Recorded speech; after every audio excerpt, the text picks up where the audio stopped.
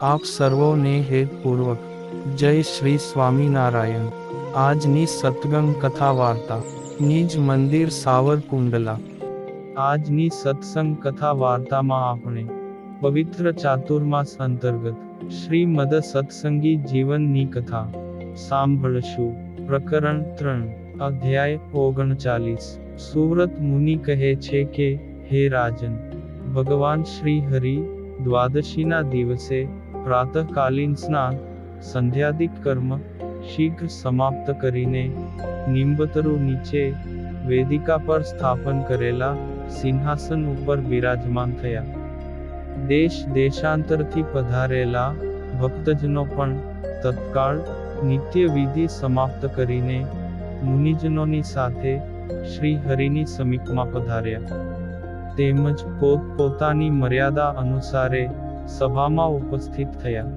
જયા દેવીએ યોગેશ્વર ભગવાનનું ઉત્તર પૂજન કર્યું, તેમજ એ મૂર્તિ અને ગાયોનું આદરપૂર્વક દાન કર્યું। તેવામાં લાંબી તેમજ પીતવર્ણની જટાને ધારણ કરતા મુકુંદાનંદ બ્રહ્મચારી શ્રી હરિની સમીપે આવ્યા અને કહેવા લાગ્યા કે, હે સ્વામીન, રસોઈ તૈયાર થઈ ચૂકી છે।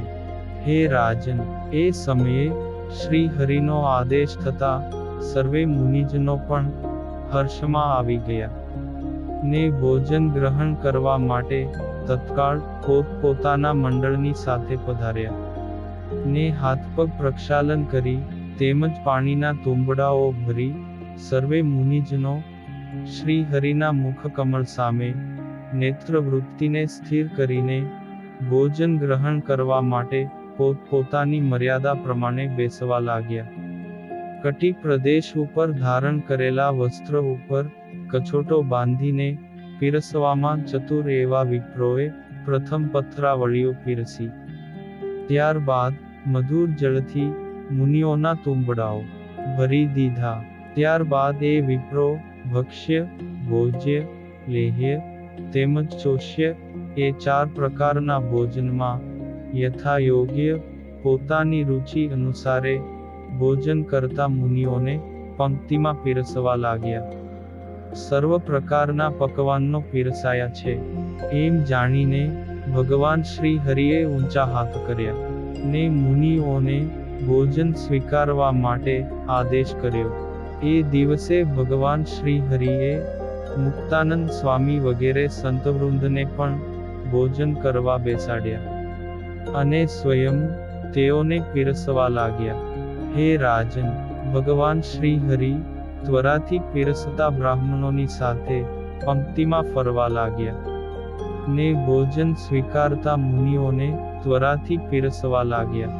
પાછે પગે ચાલતા પીરસનારા બ્રાહ્મણોએ ધારણ કરેલા પાત્રમાંથી શ્રી હરિ જલેબી આદિક પકવાનો વારંવાર પીરસવા લાગ્યા।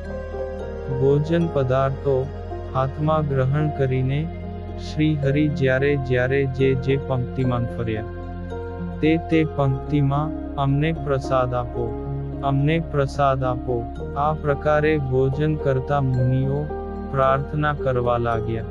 હે રાજન, તેમની પ્રાર્થના સાંભળીને મંદ હાસ્ય કરતા શ્રી હરિએ તેમના પાત્રો પદાર્થોથી ભરપૂર કર્યા તેમજ ભોજ્યાદિક પદાર્થો અર્પણ કરીને જમતા સર્વ મુનિઓને તૃપ્ત કર્યા ને યથાયોગ્ય ભોજ્ય પદાર્થોને પીરસતા શ્રી હરિ મનુષ્યોને આશ્ચર્ય ઉપજાવવા લાગ્યા તેમજ દિવ્ય શરીર ધારણ કરીને અદ્રશ્ય સ્વરૂપે પધારેલા મુક્તાત્માઓને પણ ભોજન કરાવવા લાગ્યા।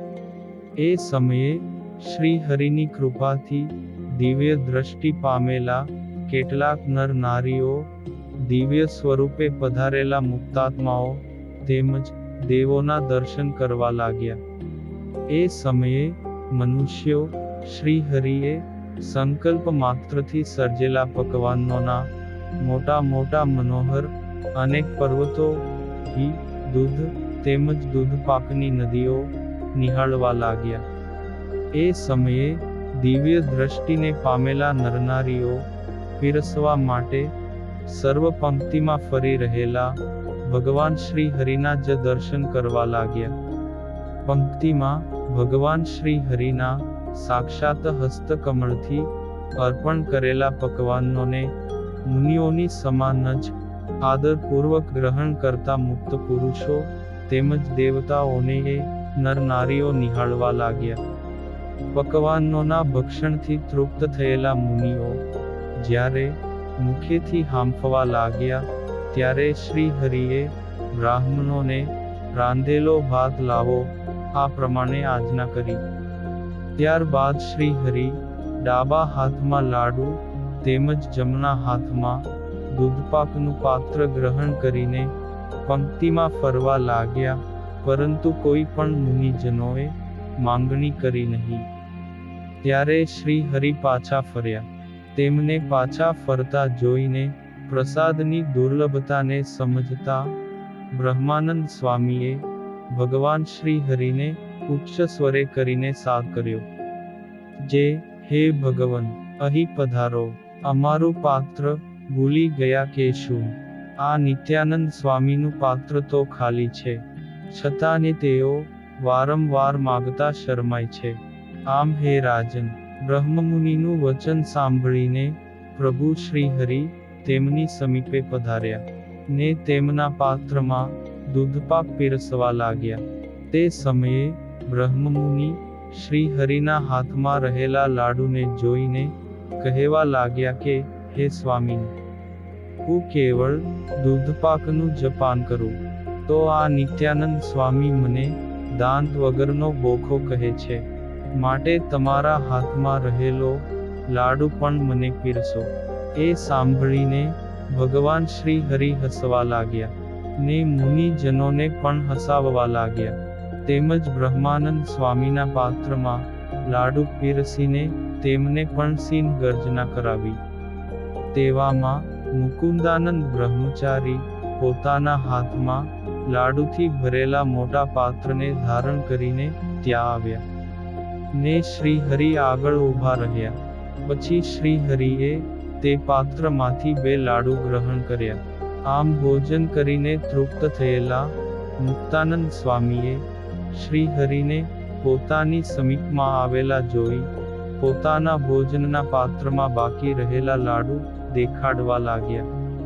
તે મુક્તાનંદ સ્વામીને એટલા લાડુની જરૂર છે એમ સમજીને શ્રી હરિએ તેમના પાત્રમાં લાડુ પીરસી દીધો. તેવામાં તેમણે પણ સિંહગર્જના કરી. પછી પોતાના ભોજન પાત્ર ઉપર હાથ રાખીને મસ્તક કંપાવતા ચૈતન્યાનંદ સ્વામીને જોઈને શ્રી હરિએ તેના ભોજન પાત્રમાં લાડુ પીરસ્યો. તેવામાં તેમણે પણ સિંહગર્જના કરી. વળી ઊંચું મસ્તક કરીને કંપાવતા તેમજ હસતા મુખવાળા નિત્યાનંદ સ્વામીને તૃપ્ત થયેલા જાણીને શ્રી હરિએ તેમના પાત્રમાં અડધો લાડુ પીરસ્યો. તેવામાં તેમણે પણ સિંહ ગર્જના કરી. તેથી શ્રી હરિ આનંદાનંદ સ્વામી પાસે પધાર્યા. તેમના દાંત દુર્બળ થયા જાણીને પ્રભુ શ્રી હરિએ તેમના પાત્રમાં દૂધપાક પીરસ્યો.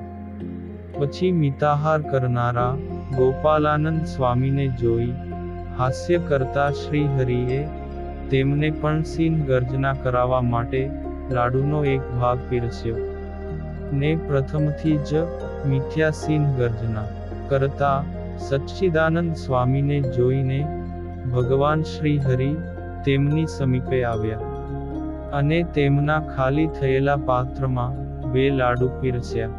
પછી પોતાની પ્રતીક્ષા કરી રહેલા કૃપાનંદ સ્વામીને જોઈને પ્રભુ શ્રી હરિ હાથમાં લાડુ ગ્રહણ કરીને તેમની સમીપ પધાર્યા ને કૃપાનંદ સ્વામીને તૃપ્ત થયેલા જાણી શ્રી હરિ જ્યાં લાડુના વિભાગ કરીને પીરસવાની ઈચ્છા કરે છે તેવામાં કૃપાનંદ સ્વામી કહેવા લાગ્યા કે હે પ્રભુ, લાડુ ભાંગવામાં આપની કોમળ આંગળીઓને પરિશ્રમ પડશે, માટે સંપૂર્ણ લાડુ પીરસો. ત્યારે શ્રી હરિએ તેમના પાત્રમાં લાડુ પીરસ્યો ને જ્યાં બીજો લાડુ પીરસવા જાય તેવામાં તેમણે ઉચ્ચ સ્વરે સિંહગર્જના કરી. પછી તેની બાજુમાં સ્વયં પ્રકાશાનંદ સ્વામી હતા. તેમના પથ્થરમાં પણ એક લાડુ પીરસીને બીજો પીરસવા જાય ત્યાં તેમણે પણ સિંહગર્જના કરી. પછી ત્યાંથી આગળ શુકાનંદ સ્વામી પાસે પીરસવા પધાર્યા.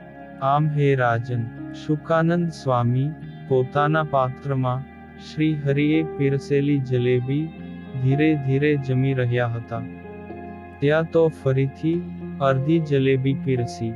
પછી પ્રભુ શ્રી હરિ લાડુની માગણી કરવામાં લજ્જા અનુભવી રહેલા આત્માનંદ સ્વામી પાસે પધાર્યા અને કહેવા લાગ્યા કે હે આત્માનંદ મુનિ, પંક્તિમાં બધાની વચ્ચે હે ભગવાન, અહીં પધારો ને અમને લાડુ પીરસો. આ પ્રકારે કહીને લજ્જાને તો અહીંથી વિદાય આપી દીધી છે. તેથી તમને પ્રિય પકવાન સ્વીકારો અને આરોગો. આ પ્રકારે કહીને શ્રી હરિએ તેમના પાત્રમાં 2 મોતિયા લાડુ પીરસ્યા. ને મુખમાં જલેબી હોવાથી અસ્પષ્ટ રીતે બોલતા મહાનુભાવાનંદ સ્વામીને પ્રભુ શ્રી હરિએ પોતાના હાથમાં રહેલો અડધો લાડુ તેમના પાત્રમાં પીરસ્યો. તેથી તેમણે પણ સિંહ ગર્જના કરી. આ પ્રકારે અન્ય મુનિઓને પણ પીરસીને શ્રી હરિએ દાળ, ભાત, કઢી વગેરે પીરસ્યા. આમ સંતોને પીરસીને ભગવાન શ્રી હરિએ બંને હસ્ત પ્રક્ષાલન કર્યા. પછી સર્વે મુનિઓએ પણ ભોજન કરીને હાથને મુખ પ્રક્ષાલન કર્યા. ત્યારબાદ બહુ ભોજન કરવાથી ફૂલેલી ફાંદવાળા મુનિજનો હાંફતા પોતાના નિવાસ સ્થાને પધાર્યા.